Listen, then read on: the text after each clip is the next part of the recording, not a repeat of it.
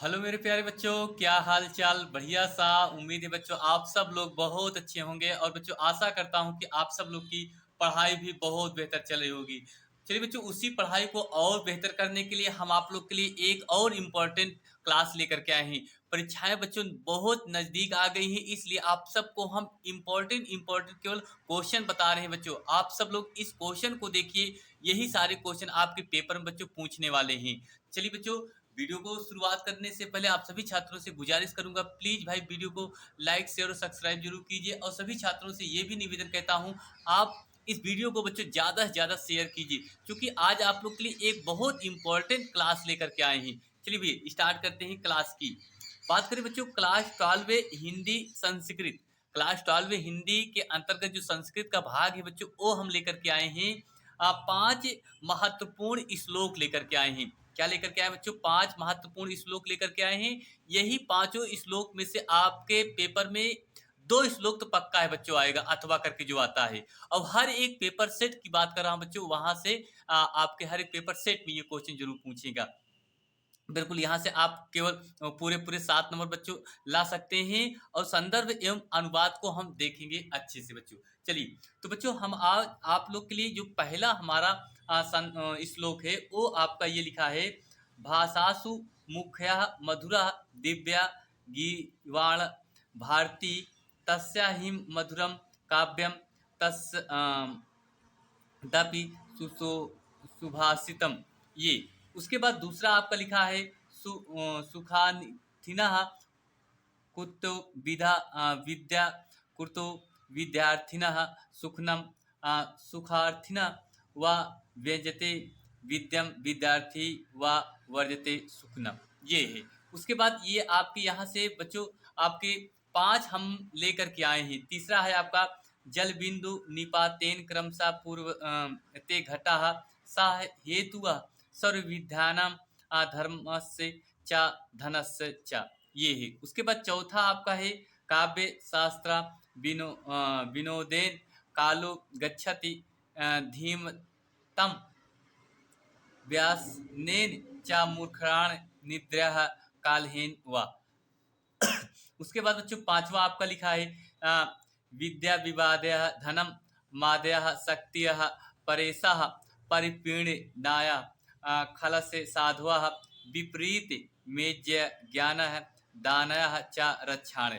ये है। तो बच्चों कुल मिलाकर के आपको देखा जाए ये 5 बहुत इंपॉर्टेंट श्लोक हैं भैया। आपको ये पांचों श्लोक बच्चों क्या करना है, अच्छे से तैयार करना है बच्चों।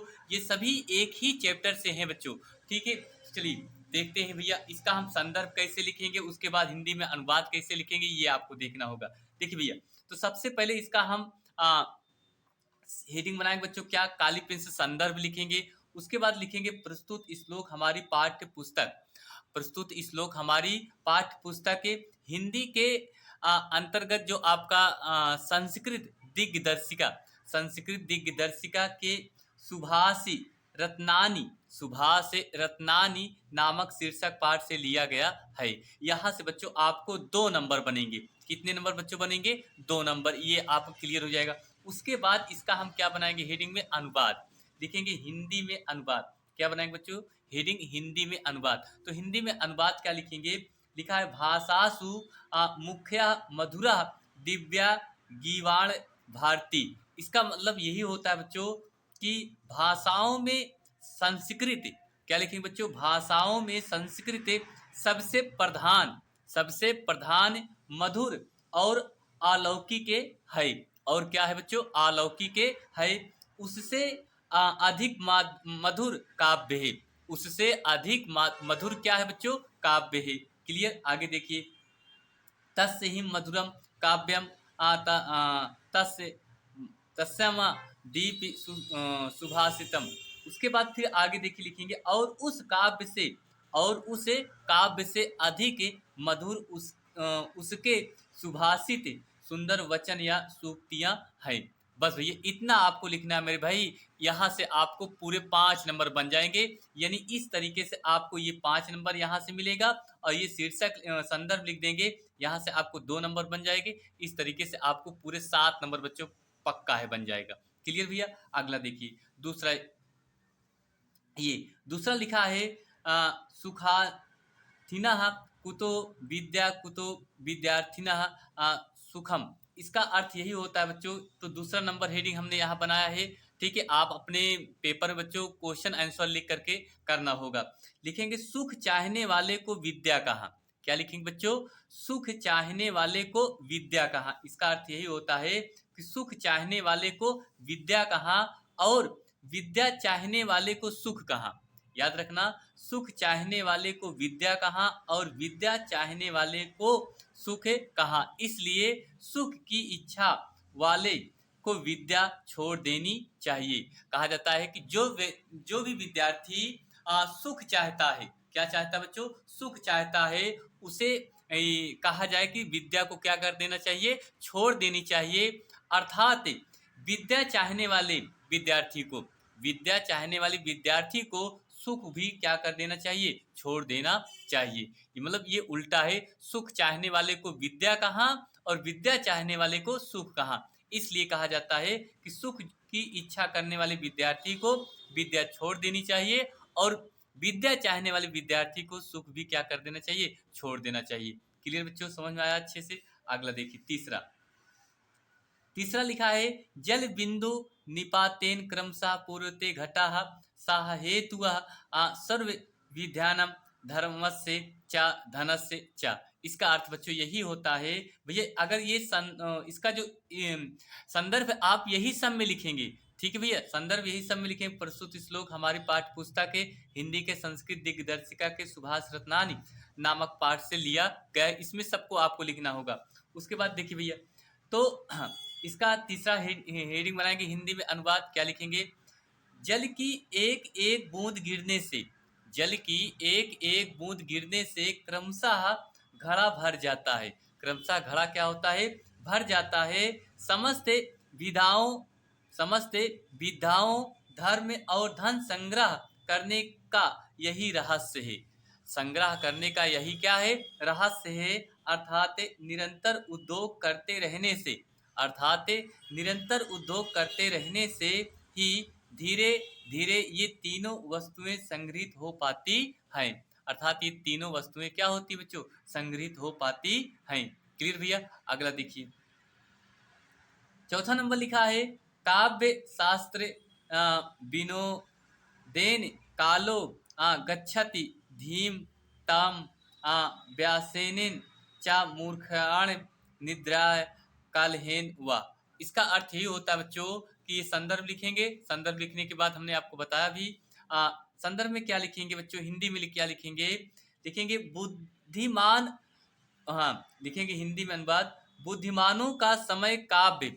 जो बुद्धिमान लोग होते हैं, व्यक्ति होते हैं बच्चों, कहा जाता है बुद्धिमानों का समय काव्य और शास्त्रों की चर्चा, काव्य और शास्त्रों की चर्चा के विनोद में बीतता है। जो बुद्धिमान लोग होते हैं उनका जो समय होता है काव्य और शास्त्रों में क्या होता है? अच्छे से बीत जाता है। और मूर्खों का समय, और जो व्यक्ति मूर्ख होते हैं, जो कहा जाता है कि दूसरों की निंदा करते हैं, जो दूसरों की बुराई करते हैं, उनका समय क्या होता है? बुरे व्यासानों सोने में, लड़ाई झगड़े में क्या होता है? बीत जाता है। ये इनका समय इसी में क्या होता है बच्चों? बीत जाता है। चलिए बच्चों अगला देखते हैं। पांचवा नंबर आपका लिखा है विद्या विवादया धनम मादया शक्तिया। कह रहा है कि विद्या विवादया धनम मादाया शक्तिया परेशम परिपीड़नाया। फिर लिखा है खलास्य साधवा विपरीत में ज्ञान दानया च रक्षाणम। इसका अर्थ ये होता है बच्चों विद्या विवादया धनम मादया शक्तिया। तो इसका अर्थ बच्चों हम क्या लिखेंगे? ध्यान से देखना। लिखेंगे बच्चों दुष्ट की विद्या विवाद के लिए। क्या लिखेंगे बच्चों? दुष्ट की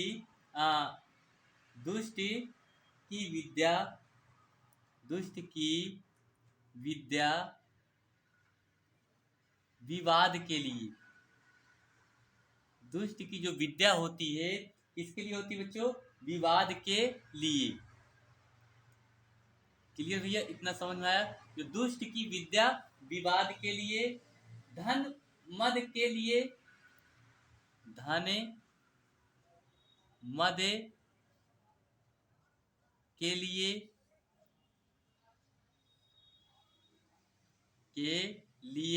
धन मद के लिए और शक्ति और शक्ति और शक्ति और शक्ति दूसरों को पीड़ा दूसरों को पीड़ा पहुंचाने के लिए होती है, पहुंचाने के लिए होती है, और दूसरों को पीड़ा पहुंचाने के लिए क्या है, होती है। इसके विपरीत सज्जन की विद्या, इसके विपरीत सज्जन की विद्या,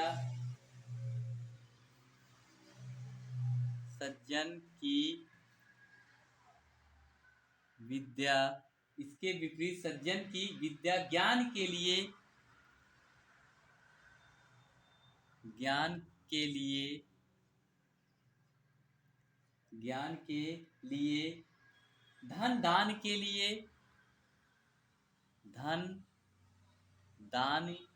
के लिए धन किसके लिए होता है, दान के लिए, और शक्ति